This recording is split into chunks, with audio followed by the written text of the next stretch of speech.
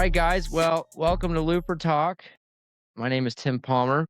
I have two guests, part of the OB Golf Company, Shane and Shay. Yeah, buddy. And to introduce what they do, they are part of a accessory apparel brand called OB Golf Company. We met on the internet, obviously, where most of my guests have met with me. But I think where we've collided is I believe our messages are very similar.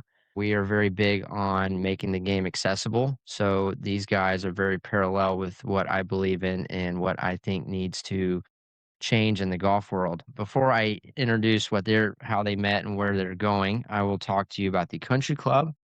It's an online country club. It's a community where you will get everything that you get from a country club. Cameron has lowered the price down to $1 a day. It's $365 a year if you want to get a part of it. It's really good for golf knowledge if you want to meet up with professional golfers and gain golf advice. It is also a great place to network with business mindsets and all that stuff. So if you want to join a country club or if you're interested in it, please let me know. The link will be in the description below. He's always working. He's always got something new in stock. So it's a very cool community to be a part of. Okay, so now talking about Shane and Shay, I think they started back in 2009. They ran a junior golf association, and that's how they met. And from there, I believe they decided to create a message and start an apparel brand to help embody that message of giving back to the golf community, giving juniors golfers a better opportunity to pursue golf as a career. And again, I'm going to let them kind of dive into that. But the gentleman I'm speaking with that's on our show tonight is, again, very parallel to what I believe in. And I think to grow the game of golf, which I hate saying growing the game is contagious enough as it is. So we don't have to grow it. We need to make it more accessible. And I think that really starts with the junior programs. That is something I'm very passionate about. So thank you guys for coming and excited to get, you know you and start maybe dabbling in some ideas of what we both can and offer to the golf world. So thank y'all for being on Looper Talk. Thank you for having us. Yeah, thanks for having us.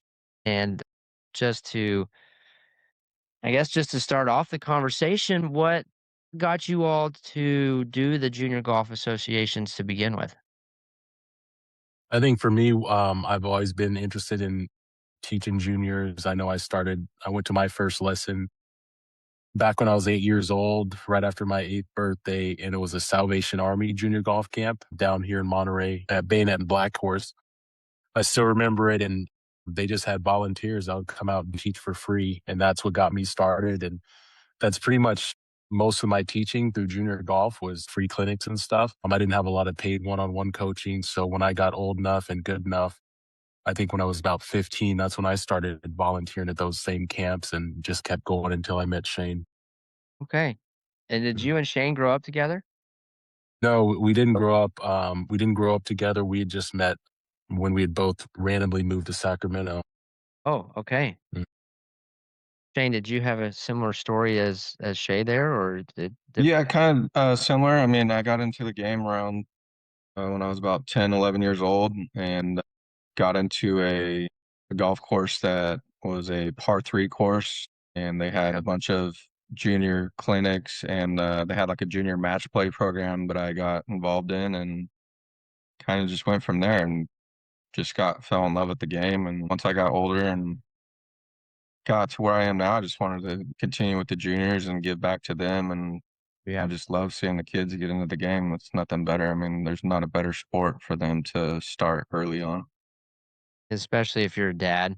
Do y'all have kids? Yep. Oh Yep. yeah. So I got 3 kids myself, and I feel like kids will only listen to their dads for so long. At some point, they're just gonna ignore you, everything you're saying. Right. And when you get them into the game of golf, it sometimes, or hopefully, it teaches them these life lessons that you as a parent don't have to drill in their brain. They'll sort of gather that information from playing that sport. And that's something that I found fascinating because it is a game of life in a way to where you have these moments and situations that are so parallel to the real world. Percent. that if a junior can embody those elements at an early age, then when they're in their early 20s, even mid 20s, they almost have a leg up on some people even after college, just from Definitely. like the common sense side of things. And so I've always told people in the golf space, junior golf is the foundation of it, and that's where the everything that we need in terms of what certain areas need help on, whatever, it all goes back down to the junior golf. That to me is the foundation of the home. And if as long as we keep that foundation solid, then we can continue to work on the house. But sometimes in the golf space, as we know, we tend to lose sight of that and we get more into putting on the windows instead of keeping the foundation solid. So, Yeah, right. absolutely right. And this is where it's funny because on my show, I just get right into the meat of the shit.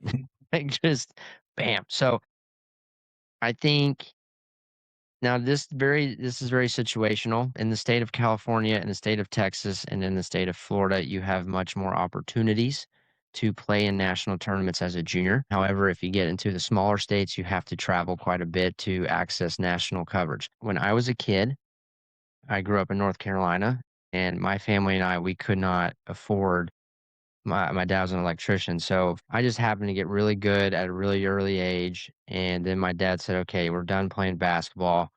You're a 5'8" white kid, dude. We're gonna have to really figure out a sport because I don't think basketball is gonna be it for you," Yeah.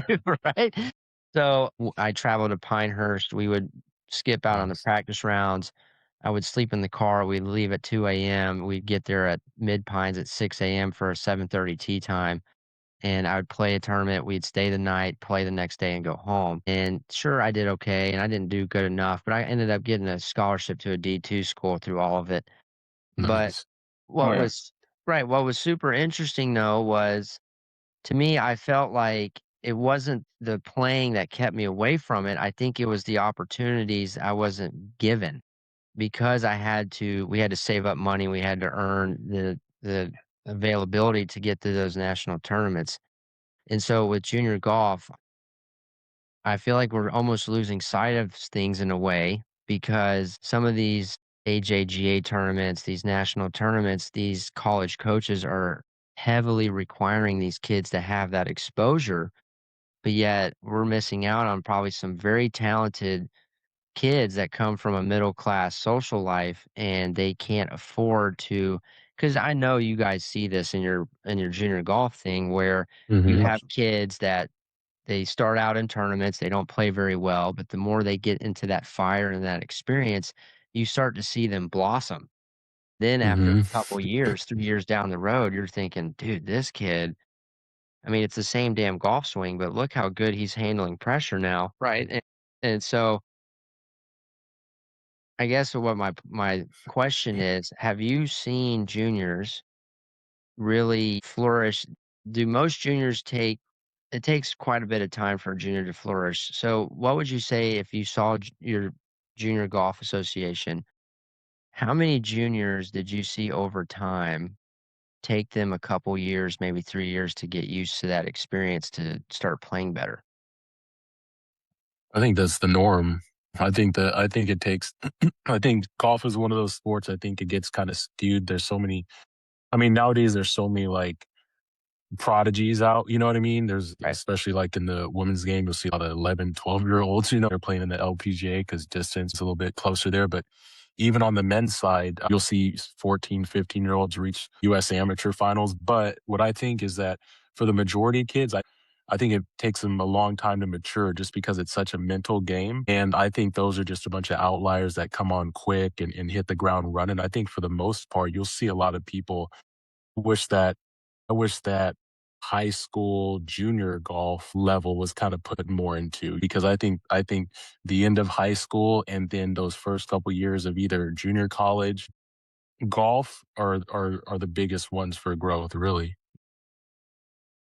Yeah. Yeah, Mhm. I agree on that for sure. I had the Western Carolina coach. I got invited to a Joe Chevis tournament, which is an AJGA, and I maybe played in one a year. And so every time I played in an AJGA as a kid, I'd freak out because I was basically squeezing the damn grip so hard because I was trying to play so well. and ended up Mhm. shooting. It ended up becoming middle to bottom half of the pack, and then obviously Mhm. I'm toast. And I had a D1 coach tell me that he doesn't even look at high school scores anymore, that they only look at what the quality of the tournaments you play in Yeah. and how well you do in those high quality tournaments. Yeah. And that to me, Mhm. he told my dad that, and so my dad and I were starting trying to think about it. And obviously now that I'm older and have kids, it's very interesting that high school scores don't seem to have the weight that, say, a Mhm. national tournament does. Then They're you just not playing against the competition that they would in these other big tournaments. right, and so I which and that makes total sense to me. I completely understand where a coach is coming from. They're not going to give a scholarship out to a kid who is simply playing at his home course really well because they Right. don't Mhm. obviously, as we know in golf, you can't just assume, okay, we have a kid that's a really good golfer, but he's not very well traveled, so we don't know how Mhm. well he'll handle adversity or he'll handle different arenas. But it's to me, I feel like with that sort of outlet, we're missing there's some talented juniors that we're maybe missing out on because they're So not what do you think, because I agree with you, but what do you think what would be the solution? You know, where would the extra manpower come from, I guess? Do you think it's ooh, on school coaches to be a louder voice, or do you think it's on the coaches to have a better recruitment staff? Where does that come from? Is it more like football? Because football, basketball, I feel like they'll find a diamond in the rough somewhere. But where does that extra manpower come from? What do you right. think? So Because I I have agree with you, but yeah, I wonder what's the solution? yeah, exactly. That's valid. So I have a few solutions. I think one solution would be so if there was a junior tour that followed the PGA Tour, and what we can do so within the PGA Tour, the corporate office, the player directors, you're looking at somewhere between I think the total salaries are between 80 to 100 million. And the player directors, which is say like Tiger Woods in 24, he got 25 million, yada yada yada, which I think that's insane. So this is my one solution. The PGA Tour can create a junior golf tour that follows the actual tour. And what they can do is they can create a situation where the entry fee is free, the room and board is paid for, but travel and food has to be paid by the parents. And so what that will do is at least open up the floor of saying, okay, these parents, we can take some salary caps or we can take money away from people and percentage wise, move it to this junior tour, pay the same volunteers that the PGA Tour has. We can obviously they just let go 56 employees. So I don't their financial Mhm. situation Yeah. is what it is. But we can hire people that are part of the PGA Tour to run this junior tour. And this junior tour can follow the PGA Tour wherever they go. And they can somehow create a financial situation to where all you have to do as a parent is show up, play the Mhm. tournament, everything else is paid for, and then go. Now, I know it's only one tournament, but I think to me, if we see the PGA Tour giving back to the junior golf community like that, I think that will create incentives for states, whatever, to maybe see it as okay, say what in your area, Sacramento, maybe we can create a situation where we have 40 high schools that get together, try to figure out a way to start doing a donation plan or something to where we can maybe have a tournament circuit within that area that has national exposure. See, that's the thing is I still don't know. And it's kind of actually, this would be a good topic for you all. Maybe you guys have an idea, but Mhm. to me, I feel like the, and I think about this almost daily is because you have these football players and you have these basketball players, and they don't come from a lot of money, but they're super Mhm. talented and they get these opportunities. And it's not Mhm. about playing professionally, it's about getting an education and being a part of a school, right? It doesn't have to be a Right. D1 major program. That's fine, Sure. right? It's just that opportunity to elevate some of these families that maybe can't, if they happen to have a talented junior okay, we Mhm. can get them an opportunity at a real education. Right, education and also to continue your craft, to continue golf. Right. Because we've seen a lot of small school guys, especially in golf, come to the tour and be successful Yeah. from a small school. Mhm. So I think even just that extra exposure to the game, and then you have the benefit, the floor Mhm. of an education. So yeah, I love that. Yeah. Yeah, Yeah, right? just getting to the next level. Right. Yeah, and The competition is just so stout out there. I mean, Shay and I have gone to It several is. several junior golf tournaments and around the area, even in the Bay Area, and you'll see guys shoot 66, 67, 68, and they're not even close to the leaderboard. These kids are shooting 63, 64, 65, and it's like, holy Mhm. cow! I know. It really is crazy. I mean, I know when I was growing up in the junior golf tour, like shooting even par or one or two under was lights out, right? And now these kids are shooting Mhm. 6, 7, 8 under like it's nothing. It's really mind blowing. And it's not just one kid, it's 7, 8 of them. Oh, yeah. I had a kid, and he was a junior, or I think he was in the 10, 11-year-olds when I was playing the 15, 18-year-old circuits, and he was doing that. He was shooting Mhm. 66s and shit, and I'm thinking, Mhm. "Wow, dude, is this where golf's gonna go? Because this kid Yep. Mhm. he's young." I mean, Yep. he's not even I mean, this dude hasn't even hit puberty yet, and he is sitting there I mean, he's blowing these kids out of the water, Mhm. and I thought the same thing. Man, I can you imagine being 12, 13 years old and you're 14 under par in 2 days? I mean, Mhm. that's just and so I and my thing is and again, it is what it is. I feel like a lot of those kids are seasoned because they have the experience and good on them, and there's nothing wrong with that. And that's it's a good thing. We got juniors that are motivated, they take golf, and this is really all thanks to Tiger Woods. I think because we all grew Mhm. up watching him. We saw how Mhm. serious he took the game, and we saw the information that he gave us was how to navigate and become a better player through Mhm. discipline, through work ethic, through all that stuff. And so now you see these younger kids that are that are embodying that same mentality really because of the way we saw Tiger Woods. And so now that when we teach our kids, we're taking these same elements in and and teaching them to these kids. And so now these kids and I mean, even with the teaching now, teaching has evolved. We have TrackMan, we have all this information now that the common golfer did not have back in the 90s, Mhm. and so that's helping out a ton.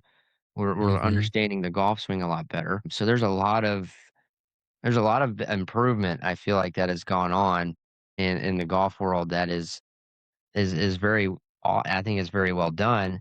To me, what's still interesting to me, because I caddy out at Bandon Dunes, so Mhm.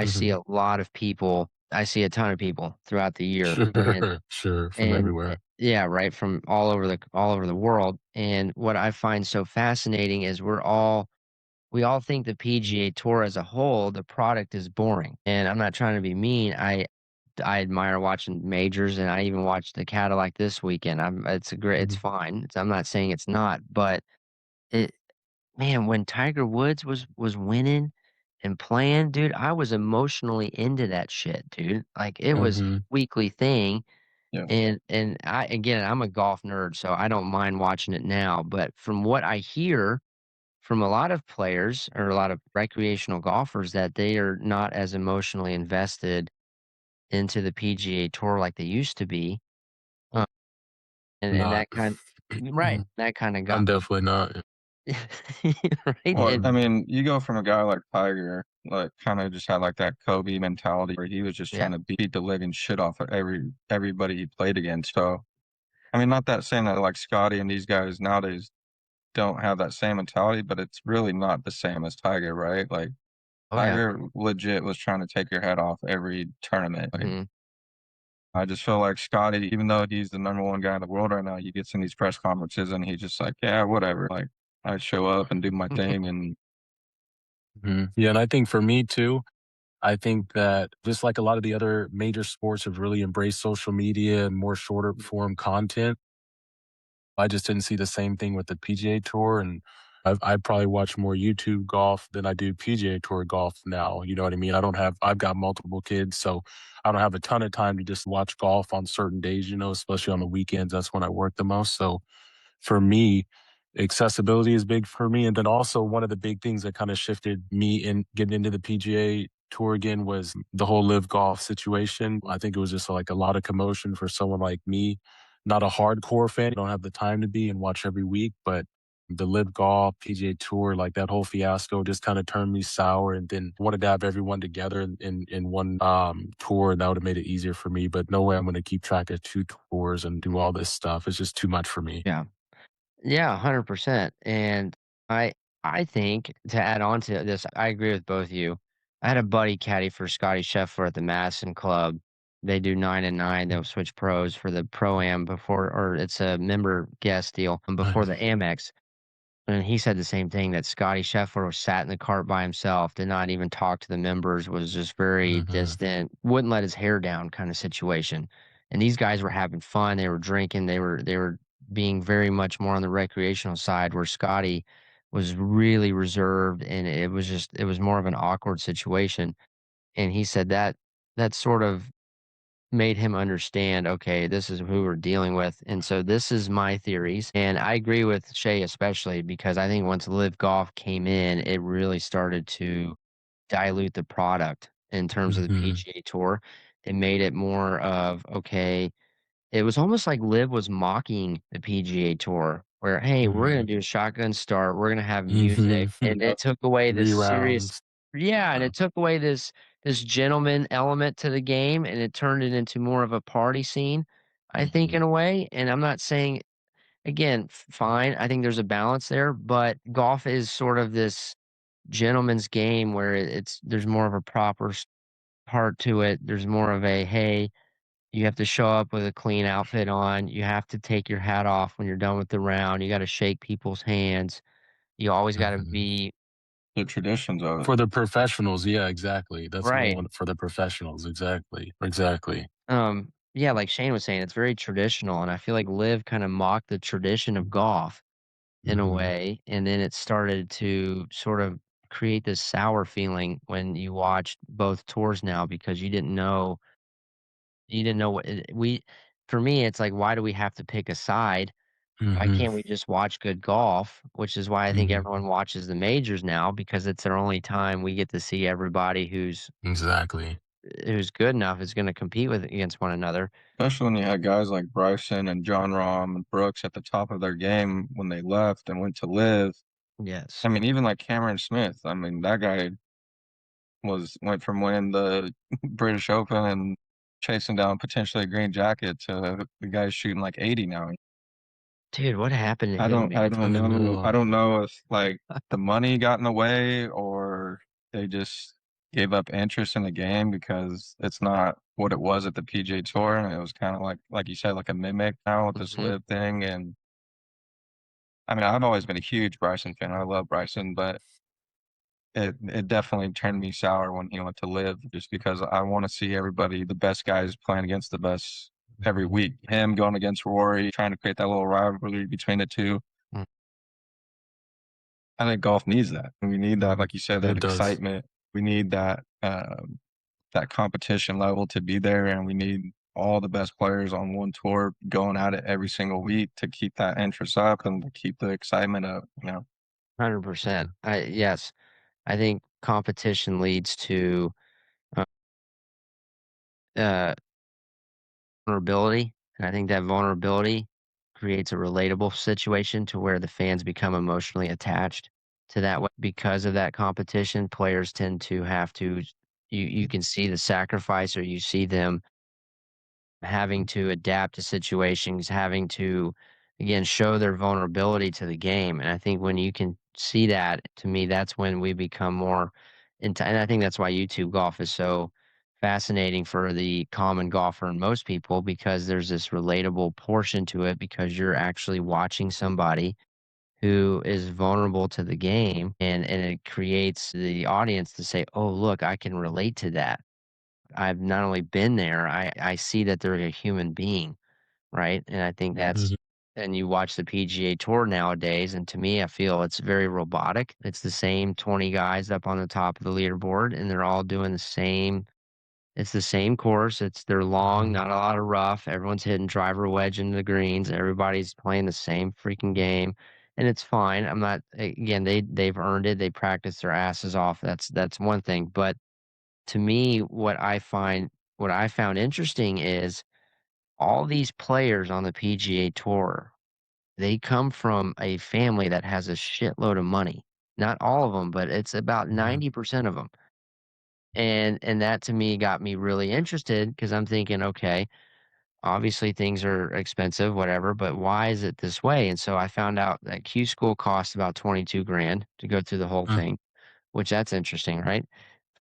If you do qualify for the Corn Ferry Tour, what ends up happening is they give you a piece of paper and they say, "Hey, you are responsible for your expenses. We are not responsible." So even if you qualify through Q school and you get on the Corn Ferry Tour, you are then still responsible for pay. So say if you happen to miss cuts and you can't get to the next event because you can't afford it, well, tough shit. You're not going to get there. And so most of those guys at that level, they get a sponsorship somewhere between 30 to 50 grand. That's usually the average. And so what that it means is a Corn Ferry player, if you go watch the Corn Ferry Tour and you watch these guys and they miss 3 or 4 cuts, okay, just know that they're having somebody pay for them to go somewhere else again to be able to even show up to that event. And so I'm Mhm. thinking, well, man, He dude, had that lawsuit against him from previous investors that were helping him get to where he Oh, got. that's right. That's right? right. And because he didn't come from money, but he Right. had, I Mhm. think he had Ryan Smith or whoever and help him with investing. And I think he got his money through other investors. Same with Mhm. Max Homa. Max Homa in his Mm. 2016, 2017, he missed 16 cuts. So he only made 18 grand that year. And so you have to think who the hell paid his way in. Right. And again, what got me intrigued by this is okay. Obviously, they're very talented. That's the obvious part. We know that. Duh. They're not going to be there if they're not talented. But how many players could we have seen if they just had the opportunity? And that's where Sure. it got me very interested in thinking, okay, well, maybe this is why the product is turning sort of stale because we have the same social demographic showing up at these events and it's the same sort of situation over and over and over again where you have a young kid obviously very talented but most of his opportunity was bought and then obviously he or she did very well with that opportunity which you got to commend them for that but it sort of becomes a to me when you're a fan like myself, if I heard of a guy that didn't come from a lot of money and he ended up having to do a lot of sacrificing that way and he was handed these opportunities and did well, well now I'm a more emotionally invested into watching the product because I feel a relatable portion there because I'm relating to this player, which is why I feel like John Daly is so appealing because he didn't come from and Lee Trevino, like those guys, right? I think Lee's the same way. Very The humble only, beginnings, the only right? guy I can think of off top would be Jake Knapp, but Yes, I mean, I know he had to go back and be a bouncer at a bar to kind of yes. save up some dough for a little bit and then grind it back out. And That's Griffin was good. another one that went back to, I think he was a mortgage officer or something like that. Right, right. But And there's very few, like you said, yeah, it's, like Blades Brown, his mom yeah, was a WNBA player, and so they didn't have Mm. the a lot of money. That's just why people really embody him too. It's exactly. You have a few of these players that people really enjoy, like Jake Knapp. That's a great example that had to come from sort of these humble-ish beginnings. And I'm always thinking, well, man, if we can get more of these guys in the mix there, man, I think that's when the product will start to really flourish because we're giving all these social classes opportunity to be a part of something. Because at the end of the day, as we all know, that golf ball does not give a shit who you are, where you come from, Mhm. right, what you're about, whatever. All it cares about is how that club face interacts with the ball. And so it's the one game to me it always goes back to the Francis we met story, right? When he's playing with Bobby Jones and Francis was a caddy. and he didn't come from, I mean, he was barely making it by, but yet he was a really talented player.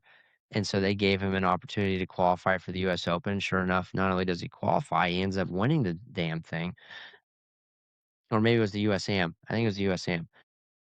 But that sort of situation gave people this hope of, "Oh my god, this is a kid came from the same damn situation as me, and he's up against these Goliaths, and he ended up he ended up beating them."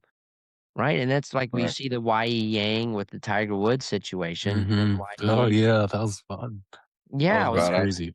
Put right? Superstroke on the Good map. callback, good callback, yeah. Yeah, you had 𝐲𝐸𝐤𝐥 hit that hybrid over the damn tree, Yeah. and you're thinking, "There's no way he's about to beat Tiger Woods, dude. There's no Yep. freaking way," and sure enough, he does, and that sort of yeah, we're all, "Oh my god, Tiger lost," but and the kind of the silver lining there, that was such a cool situation because that reminded everybody what golf's about, in a Yep. way.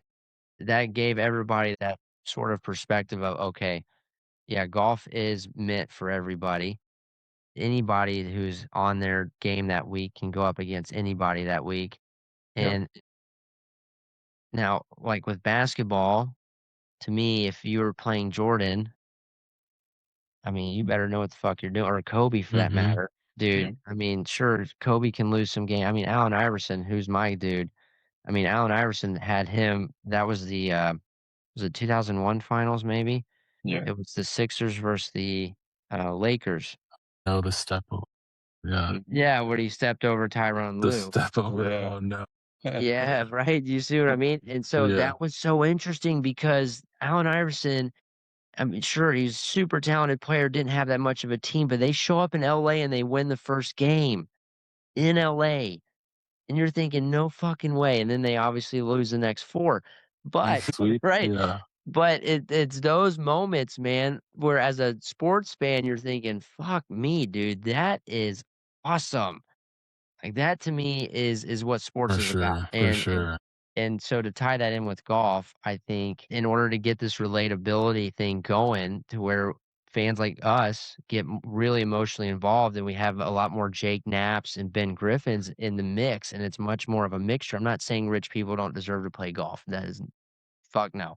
Everybody can play, but if we can tie this all the way back to the junior golf section and we can somehow come and again, I don't the only that's the only solution I have is having a PGA Tour junior tour. That So is if there's that a PGA Junior Tour, does it just become another 𝐲𝐥𝐥? And do we well, it's like free who qualifies for that? You know what I mean? that's what that and see Yeah. that's why I love these So one conversations. thing I'm thinking of almost, and maybe they do this already. I haven't played in an 𝐲𝐥𝐥 events in 20 years. Yeah, So, but what if every 𝐲𝐥𝐥 event, maybe there's 10 spots held for unranked people or just locals or something. You know what I mean? And maybe they look at that, the 10 spots that maybe the sponsors hold off, and then something like that. Can't have played an 𝐲𝐥𝐥 event. It maybe has to be your first time, something like that. right. Something to keep away people that have the means or that have played before. I don't know. Just That brainstorming. dude, that's a Yeah. great idea. Since If you the structure's already there, so you don't have uh, to spend money on that. You just have to pay for 10 spots as a sponsor, that's you a know? great idea. Maybe. That's I don't that would know. be awesome. And well, and say if there used to be a tournament in Bradenton, Florida, or is it Georgia? I Mhm. don't know. But that there's a tournament there. Mhm. Maybe host a local qualifier where you Yeah, or can something like that. Yeah. I like right that. where you get a local all the high schools or all the junior golfers within a 100-mile radius of that place can show up and play a 2-day tournament and the sponsors pay for everything, 3-day spiel Right. for everybody to be there, and Right. then the top 10 guys in that tournament, or top 15 guys get to go to that AJGA tournament, and Yeah. hopefully in the same spectrum, those sponsors can help pay their way for that AJGA tournament so the parents aren't having to spend that extra money or Yeah. whatnot, right? And Right. that and then I've always thought they could use that money because obviously sponsors are not just gonna give away money, they want some ROI there. What they can use that as is a donation, which could then Mhm. be a tax write-off for them, There you go. right? There you go. Yeah. I think that would be and that's just and again, you guys running I mean, why not throw this down to I'm assuming you have to go through the state board for some things or whatever. Shit, why not? I think it would be at least free advertisement for them because they can then show their company or whatever they can showcase their brand throughout the tournament. Also, it can be a tax write-off for the company. They can use that as a way to alleviate some financial stress on the tax side. And then on top of all that, we can then create these opportunities for kids who might not have any. And even if it's just one or two kids, man, that's the goal, Sure. right? And if we can just create a trend, yeah, this is something I think about on a daily basis because there is so much business and finances that are tied to all this that it's not as simple as, well, let's just give them opportunity. No, there's got to be a process. There's got to be sort of a step by step situation here to get everybody on board. I agree. It's not something that is very simple, Yeah. but I Yeah, I do. mean, as we all know, golf is not cheap, right? It's, Right. I mean, all the way around it, from balls to clubs to Hmm. green fees to travel, tournament entry fees, all of it. It's kind of gotten out of hand a little bit, obviously, but I mean, the game has grown tremendously and it's continuing to grow. And I mean, if you go to any of the local driving ranges here, they were all packed every single night. It's obviously not slowing down because of the expense part of it. At my local driving range, 𝐲𝐿𝐴𝐥𝐿, used to be able to go get a large bucket for $10. Now it's $25 for a large bucket. No way. Holy cow. So Dude, that's $50 for 2 buckets, man. Holy shit. exactly. Man, better. Damn. That's I mean, yeah, they insane. do have the TrackMan or whatever on it now, or whatever Okay. it is. But Right. still, even other local muni courses, like a large bucket, I think was like $17 or something like that. Yeah, that's where we're at now That with doesn't have the 17. TrackMan. Oh, But No still, track. it's gotten out of hand, and it's gotten obviously to the point where it's a kid can't go hit balls every single night and pay $20. It's $100 a week if he went and and that's only an hour of practice. We're not yeah, it's even talking, $400 a month if he practiced 5 days out of the week. dude. So it's not cheap for families and kids. And if we're gonna want this game to continue to grow and continue to allow, like you said, other kids opportunities to play this great sport, we gotta make it accessible for them, right? Mhm. And that's my goal on my channel. It was one of them was to give a safe space for caddies to let them be degenerates. That was kind of side goals, but the main goals I have was to make it easier financially to play professional golf in the United States. And two was to give accessibility for every social class to be a part of the game. Those are something Cool. I'm very passionate about, and that's something I don't care if I ever somehow land a shitload of money, you'll be hearing about me giving it out, showing up at Corn Ferry events, helping these dudes not sleep in their cars. I don't care. It doesn't to me, what drives me is I don't want my kids to go through what I went through. That's really why I'm doing it. And then to hear that, $25 for a bucket of balls, dude, we are damn, son, we are Yeah, that is yeah, insane because I can go through 2 buckets a day back in when I was 17 like it was nothing. And yeah, if my dad had to hand me $50 a day, I don't know if I would be playing golf right now, right. That's wild. Yeah. right? And that And like I that said, the driving range is packed. I mean, there's nights I'll have to wait for a stall to open. So it's just like yeah, it's well, really that's mind blowing. And I know it's as part of the TrackMan or whatever that offers games, and it's like kind of like the bowling alley effect, right? Where you can go play yeah. all these little games on the Oh, yeah. TrackMan and stuff. But for the people that are actually trying to work on their game and become a good golfer and pursue it as for either college or professional golf, to spend $25 every night is just not feasible. You guys having the same problem with public golf where you have to Oh pay yeah, more, green fees are through the roof out here. I right? mean, And you can't get a tee time for 3 days, 4 yeah, days. yeah. Yeah. Yeah, That's especially here. Yeah. that's insane. Man, that is Mhm. okay, so Because Shay, what's you're in Santa Cruz, obviously. So what? I Yeah. mean, what's the green fees out there right now? I mean, even for 'Cause so I know like so we got a Pasa's like mini course. 300. Well, yeah, that's a whole different one. Yeah, we have Pastiempo out here, but that's like a whole different level. Yeah, that's 300 plus. But then also our Muni here, the city course is I think 110. So it's like Yeah, I taking think Oaks is like 75 90 is bucks. the discount. But yeah, so it's even God. that for the Muni course, it's pretty steep. And we don't. Yeah. It's not like we have a lot of options where I'm at. We've got 3, 4 normal courses within 20 minutes or 20, 30 minutes, I guess. Your All like average and that. your average green fee's over $100 there for the Yeah, I used to spend $1,000 a year at my Muni course, and that would be my membership for the entire year. I could that's play as mu so cool. I could play as much as I want. I would My dad would drop me off at 8 in the morning, and then he'd pick me up at 8 at night. Mm. $100, dude, that's man, okay, if we had to predict, if this continues to happen, where do we think the golf world's gonna end up? Do you think this is good for the golf world, or do you think we're No, sort because of it's gonna be for the rich people only.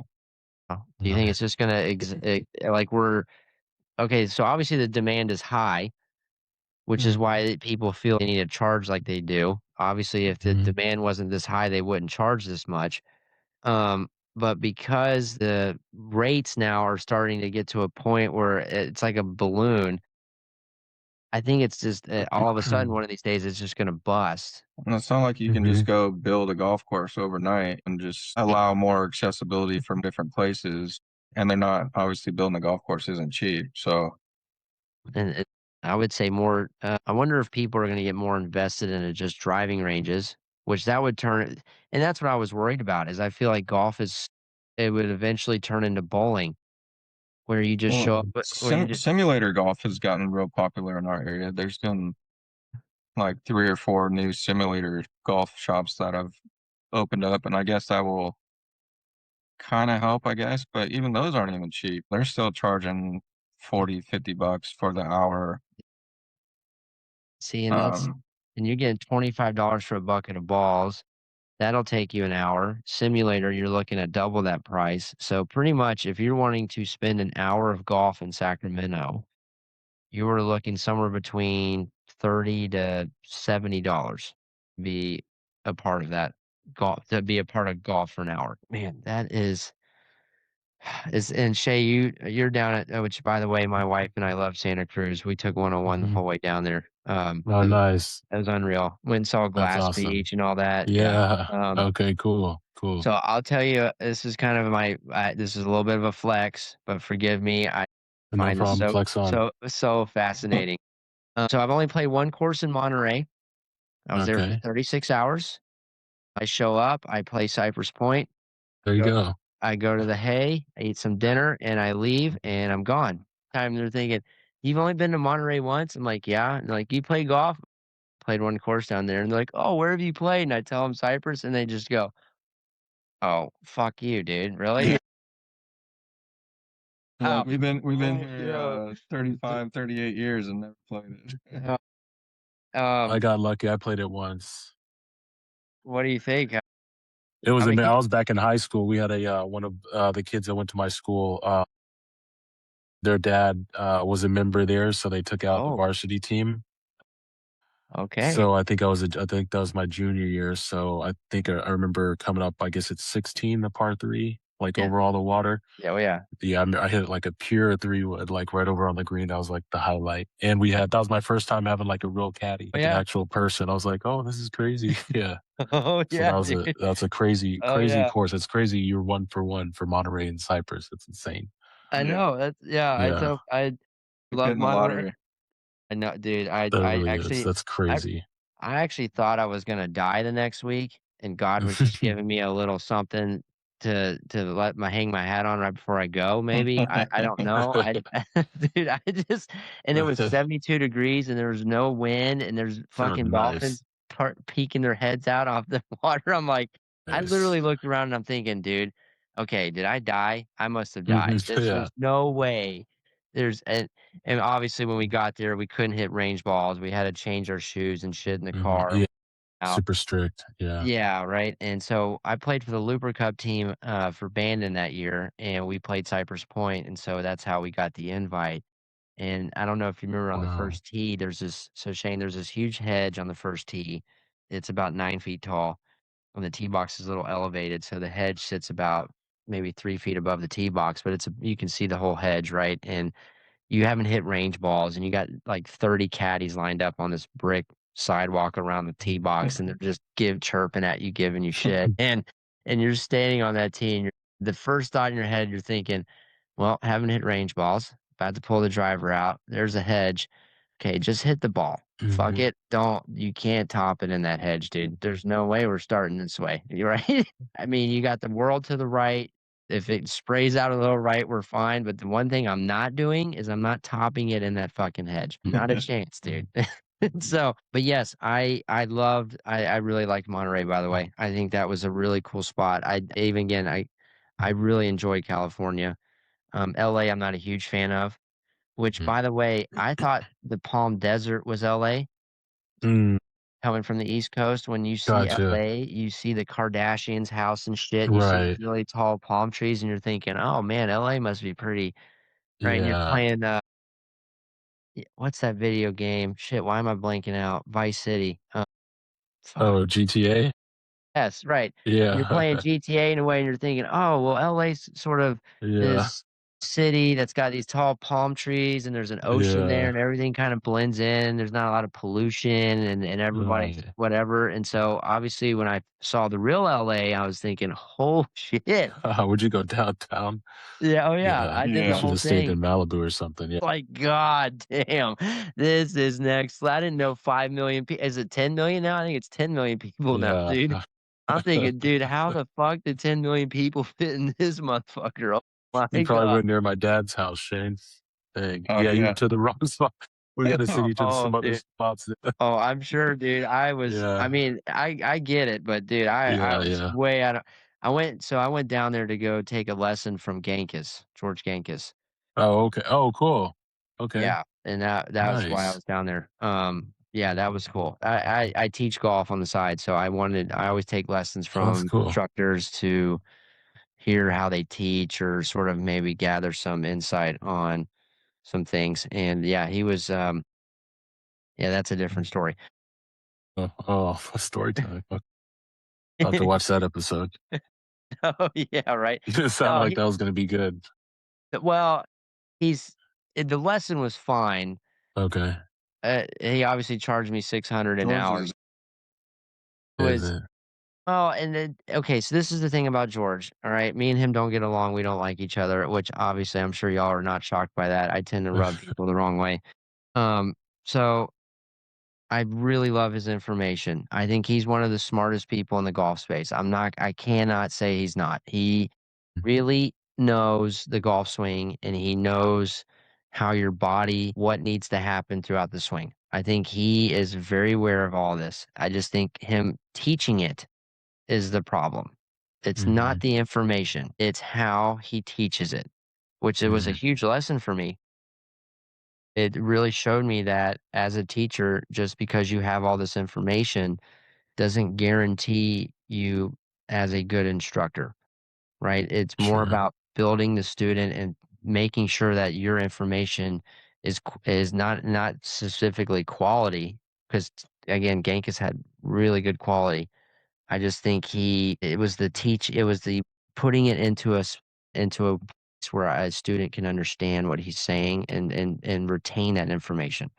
Gotcha. That's where he struggles. But when it comes to just pure quality and knowing the swing, dude, he is as I mean, he's like Mac O'Grady, man. I'm not kidding you. He fucking knows, which I think anybody at that level, you have to be somewhat nuts. So it was really good for me that I went and saw him. It was a really big positive. I learned a lot. But yeah, if I showed you one of my videos on my phone of him explaining something, man, you would lose your mind. I yeah, so yeah, that was God, that had to be 5, maybe 6 years ago now. So I wonder what he charges now. I'm sure it's Dang. got to be 800-900 bucks an hour now.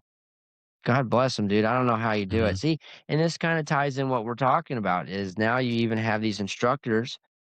Man, they're like Sean Foley's charging $1,000 an hour, dude. Man, Holy fuck. damn.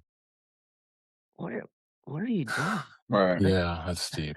Man, It's a little are steep. Yeah. you saving lives or what, dude? Damn. Yeah. Um, Yeah. So, which is and again, if the demand's high, if I mhm. have high demand and I'm charging $25 for a large bucket, I mean, that's probably what it is. It's just this fine.